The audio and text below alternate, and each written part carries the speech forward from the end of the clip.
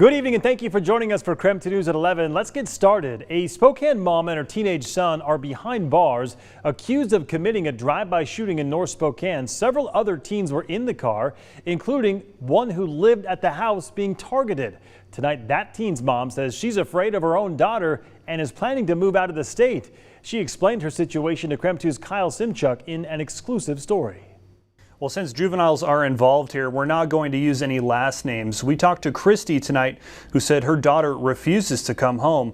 Her daughter's been living with the mom and teen, now accused of shooting up her parents' home. We've had a lot of issues with her. Christy says her 17-year-old daughter has been hanging out with the wrong crowd, but she never thought it would put her own life in jeopardy.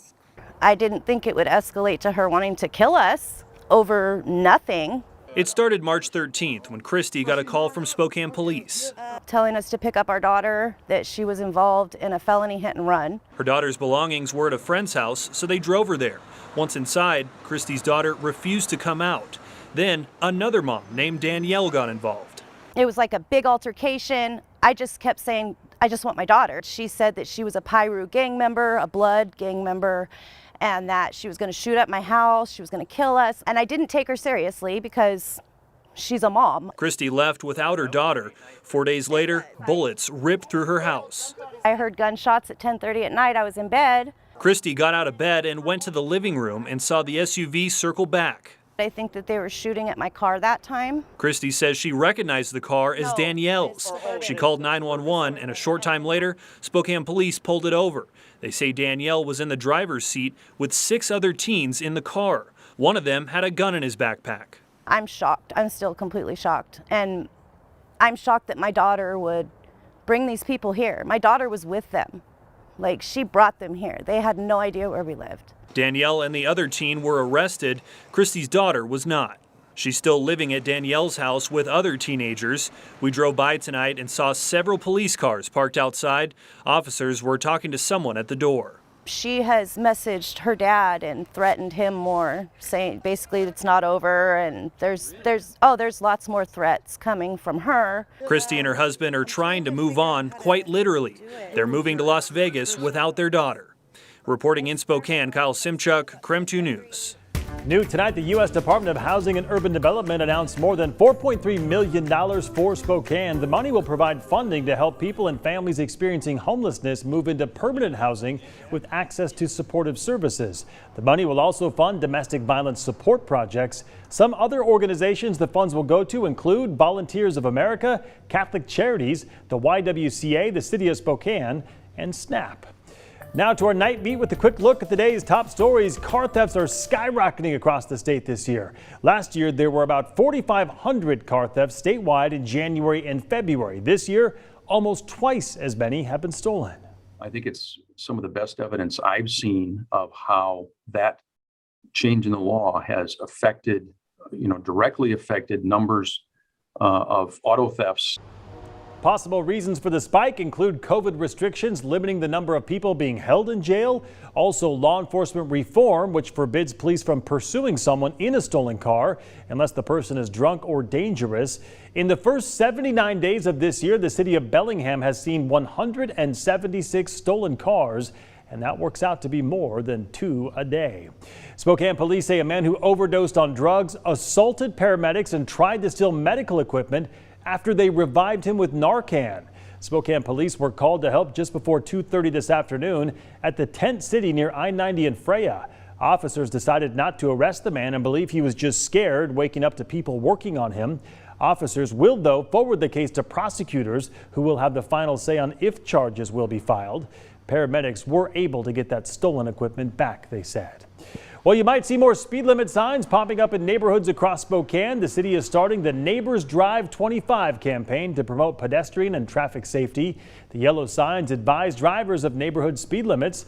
The signs are funded by speeding ticket revenue from the traffic calming program. You can pick up a sign at the Neva Woods Cop Shop on North Addison Street starting this Thursday. And that was your Night Beat. To learn more about any of these stories, just text us the word night to 509-448-2000 and we'll send them directly to your phone. Well, tonight the Zags are officially in San Francisco as they prepare for Arkansas in the Sweet 16 round of the NCAA tournament. Earlier today, the men's team hopped on a bus outside the McCarthy Athletic Center, headed for the airport. Along with the team was the cheer team, families, band members, and Gonzaga staff. The Zags will take on Arkansas this Thursday right here on KREM 2. Tip-off set for 4 o'clock. You can join us early at 3 o'clock right here on KREM 2 for a Bulldog Madness special. And following that, we will have a special edition of KREM 2 News at 3:30 leading into the big game. Plus, in about 15 minutes, we'll share how some fans are hitting the road to support their team.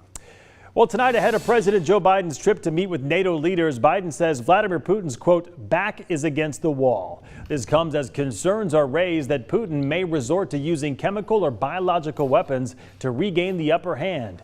Meanwhile, 3 people have been killed after a hospital was hit by Russian missile strikes. Ukraine's government says it is one of 10 hospitals that have been destroyed in the invasion. In Russia, the government has reportedly detained around 15,000 people who have protested the invasion since it began.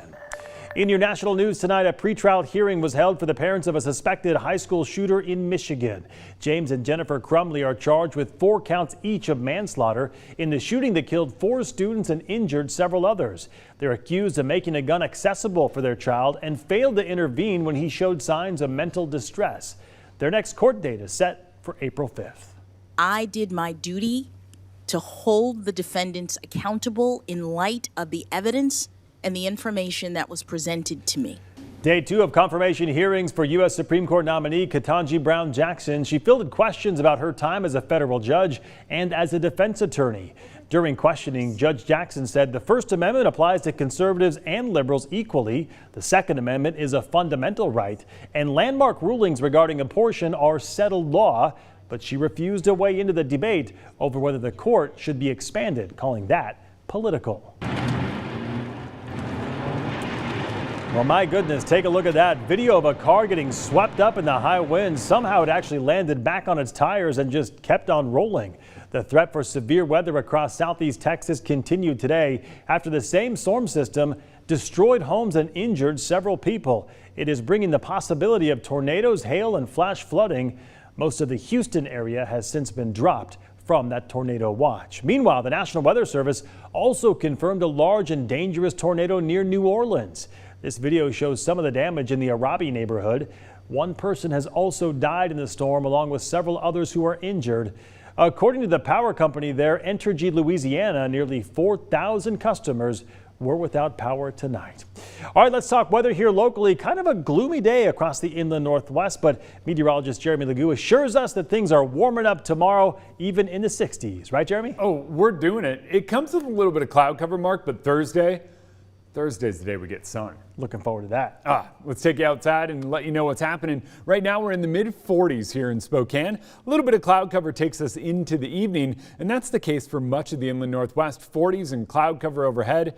You're in the mid-40s in Moses Lake, still at 50 in Wenatchee. You can see the clouds starting to move out. We're heading into a much drier weather pattern. By the time we get to tomorrow morning, a little more sun. By tomorrow afternoon, our cold front sweeps the region. It's a weak cold front, so what it does is kind of clear us out and drops temps a bit. But despite that, we're still in the 60s tomorrow and upper 50s on Thursday. Sounds good, Jeremy. Thank you very much. All right, don't go to bed just yet. It has been 63 years since the murder of 9-year-old Candy Rogers. After the break, her family is speaking out about the case. We are back in just 90 seconds.